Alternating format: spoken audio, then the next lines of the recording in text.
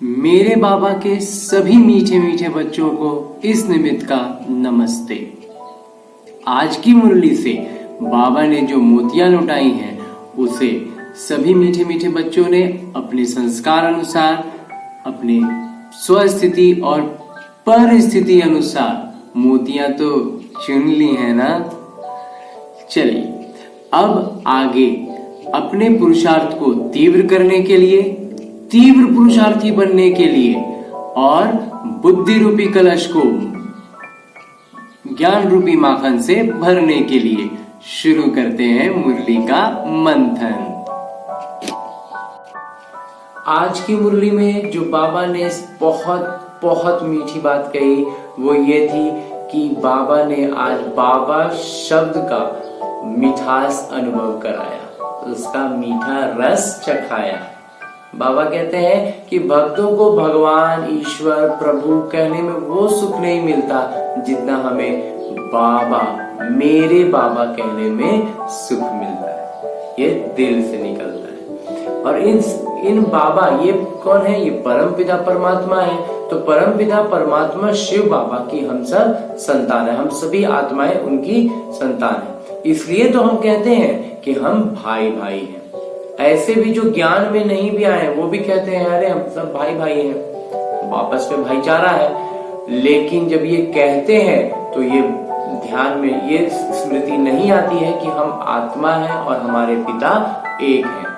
बस ये कहने के लिए कह देते हैं कि हम भाई भाई हैं और आपस में हमारा भाईचारा है। ये बहुत समझने की बात है। ये ऐसा नहीं होने के कारण क्या होता है, हम देह अभिमान में आ जाते हैं। देह अभिमान को थोड़ा समझने की कोशिश करते हैं कि शरीर का अभिमान क्या है। शरीर जिस पद पर है, जिस नाम, जिस रुतबे, जिस स्थान पर है, उसका उसमें भान आ जाता है, उसके बारे में लगने लगता है कि मैं वो हूं। इसको और स्पष्ट करने के लिए जैसे कोई पद पर है, कोई ऑफिसर है, कोई दुकानदार है, कोई छोटा दुकानदार है, कोई बड़ा दुकानदार है, कोई पियून है, तो ये हम समझते हैं कि वो हम हैं। असल में ऐसा नहीं है। और इसमें सबसे बड़ी गलती कब होती है, जब हम अपने आप को नाकामयाब समझते हैं। हमें ये लगता है कि हम तो कुछ भी करने लायक नहीं है, हम तो बिल्कुल अच्छे नहीं है, हमें कोई प्यार नहीं करता है, हम बहुत बुरे हैं, हम नाकामयाब है, हम कुछ भी नहीं कर पाए अपने जीवन में, हम अपने जीवन में वो उतना कुछ बड़ा नहीं कर पा रहे जितने और सब कर रहे हैं। ये भी ईगो है, ये भी देह अभिमान है। थोड़ा समझने की कोशिश करना है कि ये जो हम सोच लेते हैं ना, जो कामयाब, हमें ये भ्रम होता है कि जो कामयाब है उसे ना घमंड होगा, वो ना ईगो में आएगा। नहीं, जो अपने आप को नाकामयाब समझ रहे हैं वो भी ईगो है। ये बहुत सूक्ष्म लेवल की बात है। इसको ऐसे समझना है कि ये अगर हम आत्मा रूप में है तो फिर ये जो कुछ भी है ये तो बाहर भौतिक रूप से है ना, इसका आत्मा से कोई संबंध ही नहीं। और हम कौन है? हम आत्मा है। ये हमारा किरदार है और इससे ज्यादा और कुछ भी नहीं। इस ज्ञान में रहेंगे तो फिर सारी समस्याएं वही समाप्त हो जाती है। आगे बाबा कहते हैं कि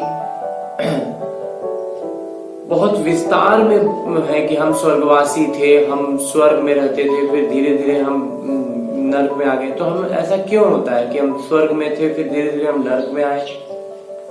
ये बहुत विस्तार से समझने की बातें हैं। बाबा कहते हैं कि अच्छा ये किसको मिला हुआ है, ये जो ज्ञान है ये किसको मिला हुआ है? ये बातें जो है कि हम स्वर्ग में थे और अभी नरक में आ गए, ये कैसे पता चलता है, किसको पता चलता है? इस पे बहुत बहुत अच्छी बात यह है कि जब हम स्वर्ग में थे तो हम बाबा के, परम पिता परमात्मा को ज्ञान, सूर्य, अगर हम सूर्य का उदाहरण लें तो सूर्य और हम सामने सामने थे, हम बिल्कुल सीधे संपर्क में थे। जब ये विकार रूपी काले घने बादल, जब शुरू में थोड़े थोड़े बादल आते हैं ना तो हल्का हल्का माहौल अलग होता है, फिर धीरे धीरे ये बादल घने होने लगते हैं, बादल काले होने लगते हैं, तो धीरे धीरे ये माहौल ऐसा बन जाता है कि इतने काले, इतने घने बादल हो जाते हैं कि शुरुआत में जब थोड़ी तेज बादल होते हैं तो धूप डायरेक्ट सीधा सूर्य प्रकाश नहीं मिलता है, लेकिन फिर भी दिन है, लेकिन ये बादल जब और काले और घने होने जब होते जाते हैं तो फिर ये दिन भी धीरे धीरे हमारे होश से, हमारे कॉन्शियसनेस से ये हटने लगता है कि ये दिन है, इतना काला हो जाता है, इतना अंधेरा होने लगता है कि रात लगने लगती है। यही है विकारों का रात। इसे बहुत स्पष्ट रूप से समझने की, बहुत अच्छे से इसको ज्ञान में आने की बड़ा सुख मिलेगा जब इस बात को, इस बादल को समझ लेंगे कि ये विकार जो है ये बादल है और ये सिर्फ काला घना माहौल बनाए हुए वास्तव में दिन है। परमपिता परमात्मा शिव हमारे साथ हैं। इसी बात के लिए बाबा कहते हैं कि ये किसको अच्छा, ये किसको मिला हुआ है, ये जो सारी ज्ञान की बातें किसको मिला हुआ है, तो ये सारी ज्ञान की बातें उन्हें मिली हैं जो श्रीमत पर चलते हैं। अब ये बात आता है कि श्रीमत पर कौन चल रहे हैं, कैसे पता चले कि कौन है श्रीमत पर। सब तो भगवान को ही याद करते हैं, जो ज्ञान में नहीं भी हैं, जो भक्ति मार्ग में भी हैं, वो भी तो क्या श्रीमत को कहेंगे कि हम तो अच्छी अच्छी बातें ही करते हैं, हम तो कुछ भी गलत नहीं करते हैं। लेकिन गलती कहाँ हो रही है? गलती हो रही है कि जब हम खुद को शरीर समझ रहे हैं। इसमें देखिए कि जब, क्योंकि हर कोई अपने आप को सही मानता है कि हम तो अच्छा काम ही कर रहे हैं, हम सही हैं, सामने वाला गलत। ये तभी हो रहा है जब हम अपने आप को शरीर समझ रहे हैं और सामने वाले को भी शरीर समझ रहे हैं। जब हम खुद को आत्मा समझेंगे और दूसरों को भी आत्मा रूप में देखेंगे तो फिर ये सही और गलत के उलझन से हम अलग उठ जाएंगे। एकदम स्पष्ट पता चलेगा, जैसे कोई भी हमारे साथ कुछ भी काम, जैसे हमारे जीवन भर की पूंजी कोई ठग के हमसे ले गया तो हम उसे गलत कहते हैं। अब इसमें मैंने क्या गलत किया, मतलब मैं तो दुखी होऊंगा ही ना। क्यों होऊंगा दुखी?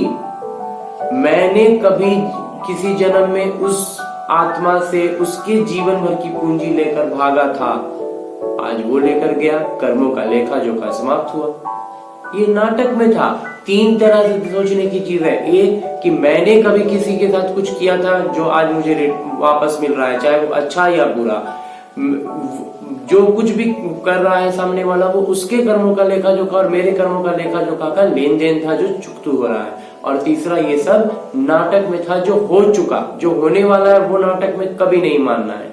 वो उसके लिए हमें हमेशा पुरुषार्थ करते रहना है। इसके बाद जो यही है श्रीमत पर चलना। आत्म अभिमानी होकर चलेंगे तो बाबा की याद भी बहुत सरल और सहज होगी। इसके बाद, और ये जो सारी बातें हैं ना, कि सब बाबा परमपिता परमात्मा सम्मुख बैठ समझाते हैं। बहुत बहुत अच्छे से समझ में आएगी जब मुरली को बहुत प्यार से, शांति से, एकदम इत्मीनान से बैठकर पढ़ेंगे या सुनेंगे। बहुत ज्यादा अनुभूति होगी कि बाबा सम्मुख बैठे हैं और हमें ये सारी बातें समझा रहे हैं। बहुत प्यार उमड़ेगा, बहुत प्यार, बहुत अनुभव होंगे। इसके बाद बाबा कहते हैं कि जब ये भाईचारा कहने का सिर्फ लौकिक शब्द रह जाता है कि भाईचारा है, लेकिन ये आत्मस्मृति जब हमारी चली जाती है तो समस्या कहाँ आती है? हम लड़ने लगते हैं। हम खुद को भी शरीर समझते हैं, उसको भी शरीर समझते हैं और सोचते हैं उसने मेरा ले लिया, मैंने उसका ले लिया, मैंने उसको ये किया। तो ये मैं और तुम की कहानी है ही नहीं। बस यही जो देह अभिमान आता है, सारे फसाद की जड़ यहीं से शुरू होती है। तो बाबा इसी को कहते हैं कि भारतवासी जो है वो ज्ञान में रहते हैं, वो आत्मस्मृति में रहते हैं तो कभी लड़ाई नहीं कर सकते। लेकिन ये आत्मस्मृति जैसे जैसे भूलते हैं, जैसे जैसे बादल घने होते जाते हैं, हम आत्मस्मृति को भूलते हैं और फिर लड़ते हैं, लोभ मोह क्रोध के वश में आते हैं। इसके बाद बाबा एक बहुत अच्छी बात बता रहे हैं जो हमें समझने में बहुत अच्छी लगी, जो ये थी कि बाबा कहते हैं कि किरदार तो यहाँ बहुत सारे हैं, बहुत सारे कलाकार थे, लेकिन शिव बाबा ने बूढ़े तन को ही क्यों चुना? इसके पीछे बहुत गहरा कारण है कि बूढ़ा तन मतलब कि उसने इस लौकिक जीवन की सारी अनुभूतियों को निज रूप से अनुभव किया हुआ है। आज जैसे इस निमित्त को कुछ भी कहने में ज्यादा अच्छा तब लगता है जब कुछ अनुभव से कहते हैं। कोई भी बात जब हम अनुभव से कहते हैं तो उसमें एक अलग वजन आता है। तो ब्रह्मा बाबा भी उन्होंने जो नॉर्मल जो साधारण सी बातें होती है ना, जो लौकिक जीवन की, उसमें भी हम देखते हैं कि जो वृद्ध हैं, जो बूढ़े होते हैं, उनके पास तजुर्बा होता है। वो किसी भी बात को बहुत अलग तरीके से बता पाते हैं। वो समझाते हैं कि देखो ऐसा ऐसा होता है तो ऐसा ऐसा हो पाएगा। तो बिल्कुल उन अनुभवों को वो अनुभव के साथ कहते हैं, उन बातों को वो अनुभव के साथ कहते हैं, इसलिए उनकी बातें बहुत गहरी होती हैं। तो ब्रह्मा बाबा जो बूढ़े हो चुके थे, उनमें शिव बाबा आए, तो शिव बाबा का ज्ञान तो जो है, बाकी उन ब्रह्मा बाबा का निज अनुभव उनको व्याख्यान देने में, उनको अपनी बात को सामने रखने में बहुत बहुत मदद करता था। इसलिए शिव बाबा बूढ़े तन में आते हैं। इसके बाद जो अगली बिंदु है, वो बाबा कहते हैं कि जब भी हम दुख होता है, जब भी हम दुख में होते हैं, तकलीफ में होते हैं, ये हालांकि शरीर भान के कारण होता है, देह भान के कारण होता है, लेकिन फिर भी जब हम दुख में होते हैं तो हम सुख को याद करते हैं। तो सुख को याद कैसे कर पाते हैं? क्योंकि कभी ना कभी हमारी आत्मा ने उन सुख को अनुभव किया था, स्वर्ग में रहे थे, स्वर्ग का अनुभव किया है। वो अनुभूति हमारी आत्म स्मृति में कहीं ना कहीं पीछे रही है, जिसके कारण हम दुख में आने पर उन्हीं सुखों को याद करते हैं। और अंत में बाबा वरदान देते हुए भी आज बड़ी ही अनोखी बात बतलाते हैं कि बाबा को जब भी कभी दुखी हो जाए, अकेलापन महसूस करे, तो जो नए भी हो वो भी, और जो पुराने हो गए हैं उनके लिए तो खास करके, उन जो पुराने हैं वो उन अनुभूतियों की सूची को याद करें, उन कामयाबियों को, उन उपलब्धियों को याद करें जो बाबा के स्मृति में रखकर उन्होंने प्राप्त की थी। कोई भी ऐसा कार्य जो बाबा, ऐसा अनुभव होता था कि बाबा मेरे साथ हैं और वो काम किए, और उसमें जो सफलता मिली, जो मान मिला, जो कुछ भी मिला, उसको याद करेंगे तो बहुत बहुत खुशी में अनुभव करेंगे। और बाबा कहते हैं यही है मन मना भव होना। खुद की निज अनुभव को जो बाबा की स्मृति में रहकर अनुभव प्राप्त हुए थे, और उसके बाद जो खुशी का पार नहीं पाया था, उन खुशियों को वापस से याद करना ही मन मना भव है। और जो नए हैं वो क्या करेंगे? वो बाबा की स्मृति में रहकर कोई भी ऐसा काम करें जिसमें उन्हें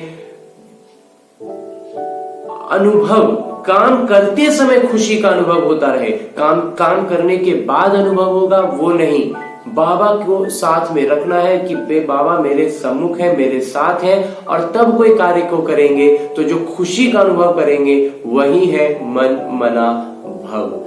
जिनको ये अनुभव पहले हो चुका है वो उनको दोबारा याद करेंगे, वही है मन मना भव। जिनको नहीं है, जो अभी नए आए हैं ज्ञान में, वो काम को करें जिसमें बाबा की अनुभूति साथ में हो, तो वो खुशी जो मिलेगी वही है मन मना भव।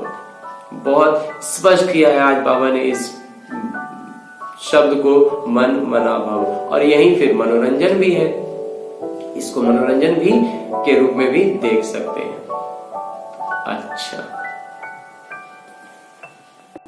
मुरली मंथन से इस निमित्त द्वारा ये था थोड़ा सा माखन। ओम शांति। मेरे बाबा के सभी मीठे मीठे बच्चे उठते बैठते चलते फिरते काम करते सोते जागते करते रहे मुरली का मंथन। बढ़ेगा बुद्धि रूपी कलश में ज्ञान रूपी माखन। छटेंगे विकार, होगा विकास, बढ़ेगा पुरुषार्थ, होंगे कई निज अनुभव, सहज होगी बाबा की याद, रहेगा अगली मुरली का इंतजार। तब तक सदा है सर्वदा है मेरे बाबा का प्यार। ओम शांति।